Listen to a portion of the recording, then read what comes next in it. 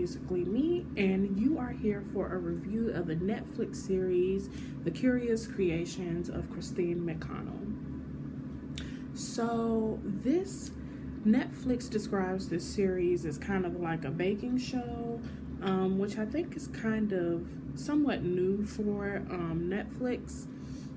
However, it's a baking show, a cooking show, and I feel like kind of like a sketch show, variety show, because it does feature puppets. So anyway, the characters on this show, or puppets, whatever you want to call them, of course you have Christine, who is your main character, and then you have a Egyptian cat named Rankle, you have a raccoon named Rose, you have a werewolf, I believe, named Edgar. I have their names written down. And then there is I don't even know what that thing is that's in the basement, but its name is Bernard.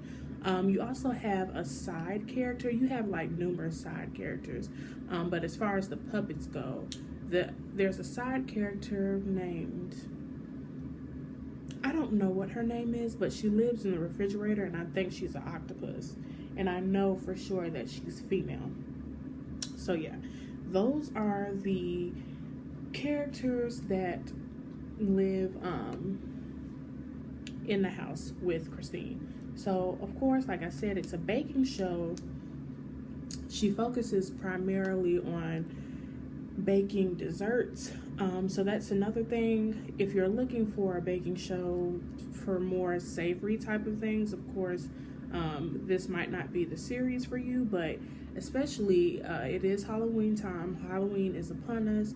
If you are looking for any baking, specifically for desserts, check this series out. It gives you so many ideas, cookies, cakes, and there are other things she does not.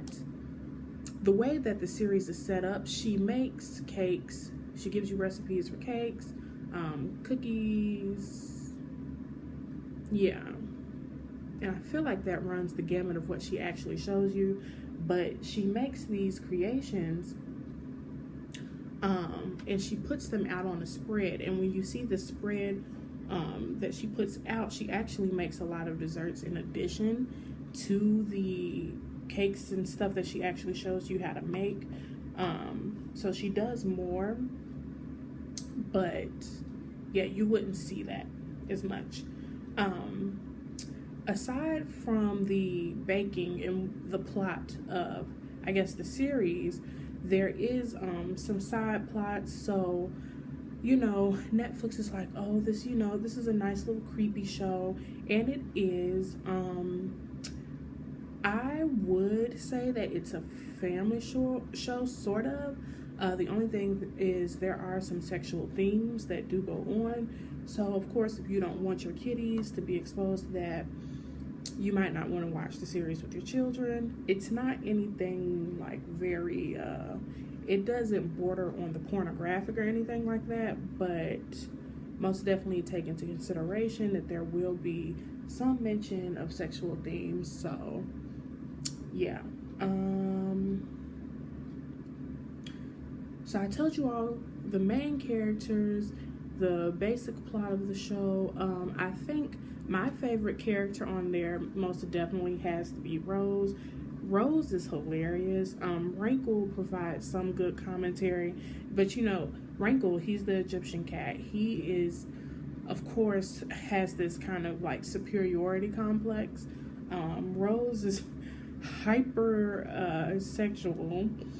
She has a complicated relationship with Rankle, and also she likes to engage with neighborhood dogs and a garden gnome.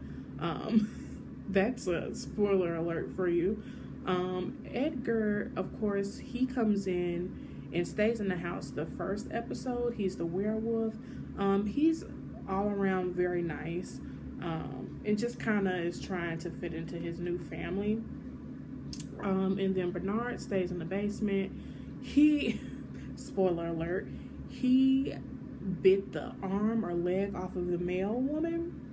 Or mailman? Yeah, it was the male woman. And so he'll ask to go see the male woman from time to time. So, I mean, yeah, some little cute things here and there. But by far, Rose is my favorite. So, it's worth checking out.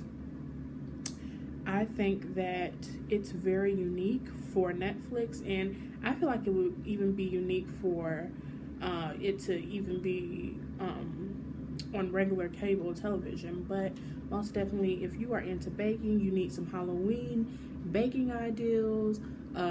She also does a couple of crafts geared towards the fall on Halloween. So if you need some crafts ideals, or if you're making some baskets or something for friends, she gives you ideals for that. I don't want to put too many spoiler alerts or anything like that in here, but most definitely I think it's worth looking at. Yeah, and I think it was well produced by Netflix. It's always a gamble what you're going to get out of a Netflix series, and I think Netflix does well with their series most of the time.